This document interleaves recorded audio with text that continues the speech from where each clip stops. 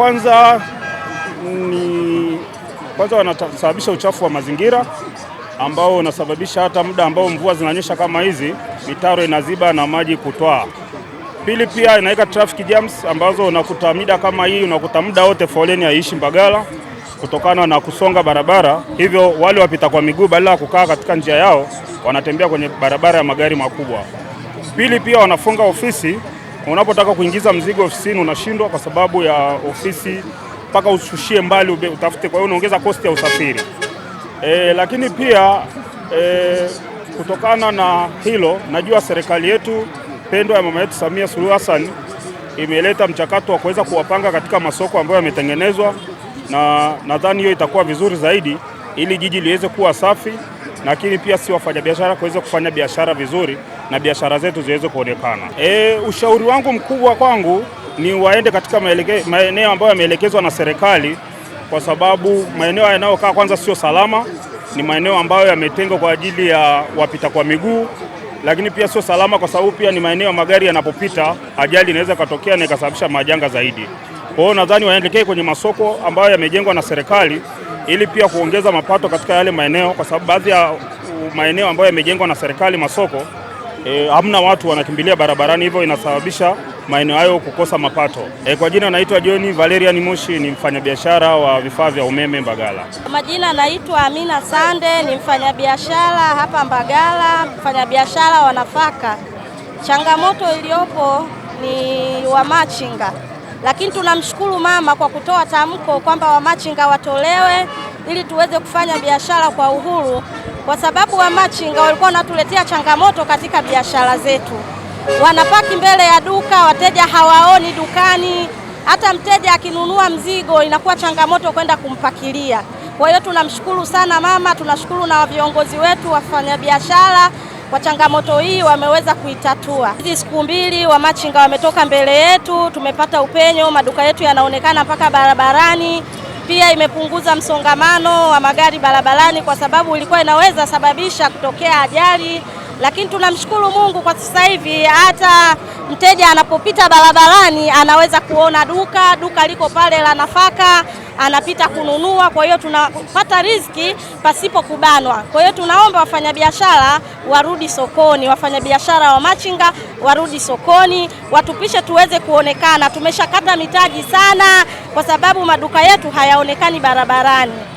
Kwa jina langu mimi naitwa Sundi Bohori, nipo maeneo ya Mbagala Rangi Tatu. Kwa swala la machinga kuondoa maeneo ambao kando ya barabara, upande wangu mimi kama mimi namuunga mkono Mheshimiwa Rais na viongozi wetu katika upande wa mkuu wa mkoa namuunga mkono, hilo swali nzuri. Upande wa machinga wapo kando ya barabara, lakini ni hatarishi kwa maeneo yao walipokaa upande wa barabara, kwa sababu inaweza kutokea ajali yote ikawa ni hasara katika upande wa machinga. Kwa mimi katika upande wangu nashukuru sana upande wa serikali kwa kuliona hilo, na hilo liwe endelevu katika upande wa kuondoa upande wa kando ya barabara. Upande wa machinga kando ya barabara, kwanza hata upande wa biashara yangu ni hatarishi, kwa sababu changu ninachouza mimi dukani kwangu nao katika barabarani wanachouza wao. Mimi katika upande wangu nalipia kodi, pato ya serikali mengi. Katika upande wa machinga upande wake halipi kodi. Kwa hiyo inaniasi katika upande wangu mimi. Ila kwa sababu serikali imeelewana katika upande hilo wa machinga kuondoa upande wa kando ya barabara, mimi naunga mkono wa 100% sana. Liwe endelevu sana. Kingine vile vile upande wa machinga kuondolewa, watapunguza foleni za barabarani, kwa sababu upande mwingine wanakaa mpaka kando ya barabara.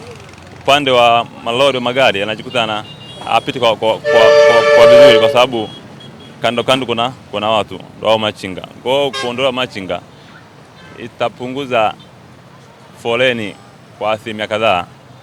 Majina naitwa Ana Sylvester Sanga, ni mfanyabiashara hapa Mbagala. Kiukweli wa machinga walikuwa wanatuathiri kwa namna moja na nyingine. Tunamshukuru kwanza Mama Samia kwa kuleta hili jambo, kuwatoa barabarani, kwa sababu kwanza walikuwa wana vinywaji wanavyouza na sisi tunauza zile rejareja, kwa wenyewe wanakuwa wanatuataki sisi kuuza.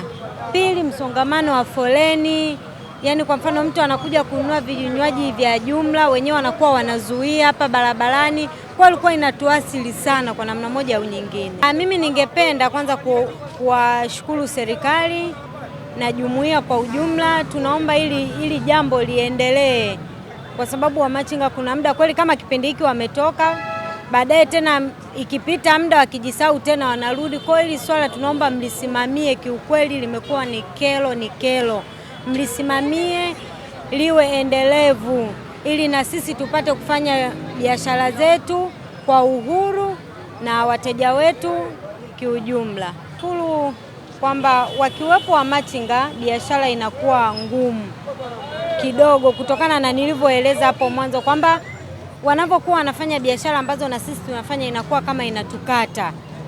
Wenyewe wanakuwa wanauza vinywaji tunapouza bei rejareja, kwa hiyo inatukata, ila hivi walipoondoka at least biashara inakuwa vizuri. Miaka ya nyuma hawa machinga hawa toka enzi ya Mkapa hapa Dar es Salaam, mimi wakati nimekuja hapa mjini walikuwepo, lakini kwa wakati huo sasa enzi ya Kikwete hapo katikati, wakati wapo hapa hawa machinga walikuwa wanafanya biashara zao kuanzia saa 12 jioni, kuanzia saa 12 jioni, na wakati huo walikuwa wakifanya biashara saa 12 jioni. Hata sisi tulikuwa tunapata advantage ya kufanya kazi zetu kwenye muda wa saa asubuhi hata mpaka kwenye saa 10 jioni.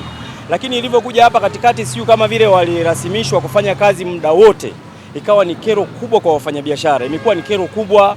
Ukijaribu kuangalia hapo maeneo ya Rangi Tatu hapo, jinsi walivyokuwa wamejenga vile vibanda barabarani. Hivi wewe leo hii unataka kuniambia machinga ananunua meza za chakula? Machinga anasema yeye ni mamalishe, ananunua meza za chakula 5 au anakuwa na viti 30.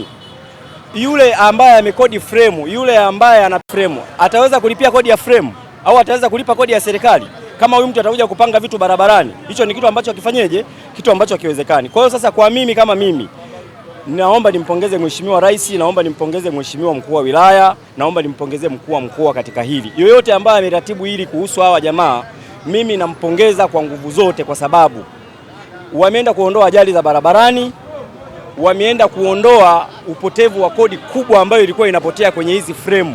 Hivi hapa Mbagala unapopaona brother, hapa ni zaidi ya wafanyabiashara zaidi ya 400 au 500 walikuwa wanataka kwenda kufunga maduka kwa sababu ya machinga, kwa sababu bidhaa ambazo walikuwa wanaziuza madukani ndio bidhaa ambazo hao machinga walikuwa wanaziuza barabarani. Kwa hiyo mimi nafikiri kitu kimoja, japokuwa na wao machinga nao ni watafuta riziki, serikali wangefanya jambo moja, wawatafutie maeneo wawapeleke, japokuwa wao wanavyodai hawawezi kufanya kazi zao tofauti na service road, tofauti na daladala, sehemu ambazo wanashushiwa abiria. Lakini ukifuata taratibu za kiserikali, ukifuata miundombinu yetu, wakisema wakae humo ni hatari.